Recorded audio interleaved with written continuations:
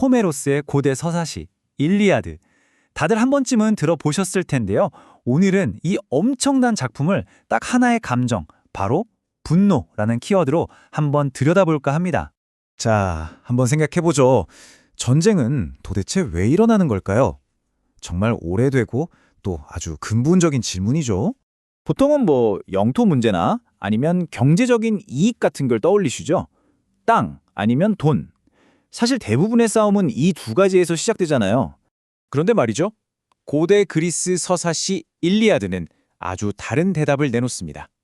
이 거대한 전쟁이 사실은 딱 하나의 감정, 바로 분노 때문에 시작됐다고 말이에요. 네, 그래서 오늘은 이 감정을 둘러싼 전쟁 이야기 속으로 한번 들어가 보려고 합니다.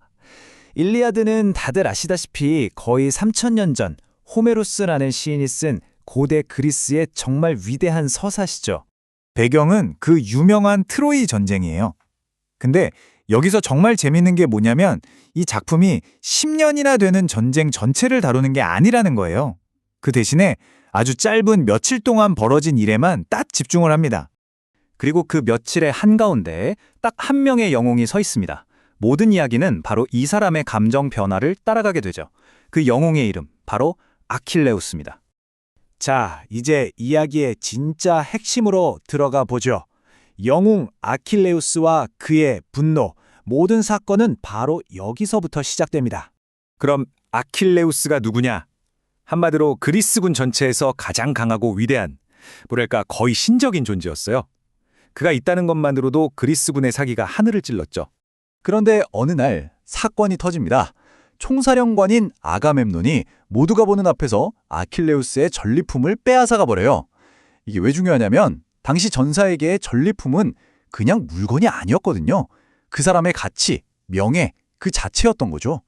그러니까 명예가 완전히 짓밟힌 아킬레우스는 엄청난 분노에 휩싸여서 나 이제 싸움 안 해 하고 그냥 빠져버립니다. 그는 딱 잘라 말합니다. 이 전쟁 이제 나랑 아무 상관없어 라고요. 최고의 전사가 완전히 등을 돌려버린 거죠.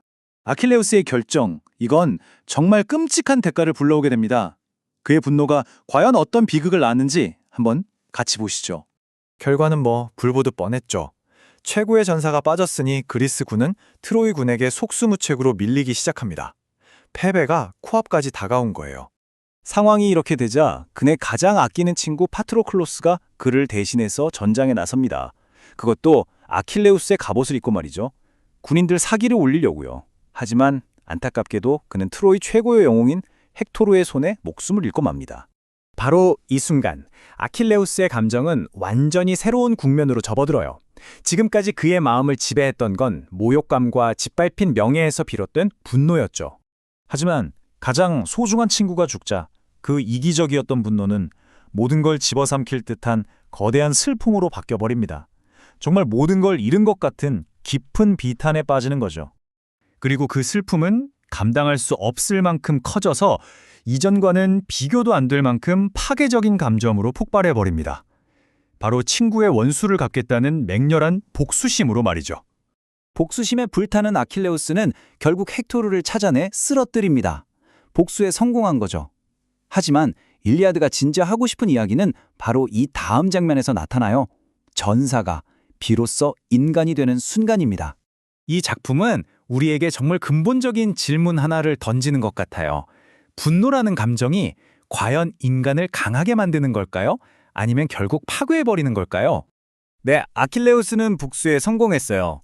자신이 가장 강한 전사라는 걸 증명했죠. 하지만 이야기는 그렇게 단순한 승리의 순간에서 끝나지 않아요. 그날 밤 적국의 왕이자 헥토르의 아버지인 프리아모스 왕이 홀로 아킬레우스를 찾아옵니다. 그리고 자기 아들을 죽인 원수 앞에서 무릎을 꿇고 제발 아들의 시신만은 돌려달라고 애원하죠. 바로 그 순간입니다. 아킬레우스는 프리아무스의 모습에서 적국의 왕이 아니라 아들을 잃은 한 아버지의 슬픔을 보게 돼요. 난생 처음으로 자신의 적이 겪는 고통을 이해하게 된 거죠. 그리고 이게 바로 이 서사시가 보여주는 가장 위대한 전환점이라고 할 수 있습니다. 복수심에 불타던 전사가 타인의 슬픔에 공감할 줄 아는 인간으로 거듭나는 순간이니까요. 이렇게 일리아드는 3000년이라는 시간을 훌쩍 뛰어넘어 오늘을 사는 우리에게도 똑같은 질문을 던지고 있습니다. 그러니까 핵심은 이거예요. 일리아드는 트로이 전쟁이라는 거대한 사건을 배경으로 하고 있지만 사실 그 본질은 전쟁 이야기가 아니라는 거죠. 이건 분노와 슬픔, 그리고 공감이라는 아주 내밀한 인간의 감정에 대한 이야기입니다.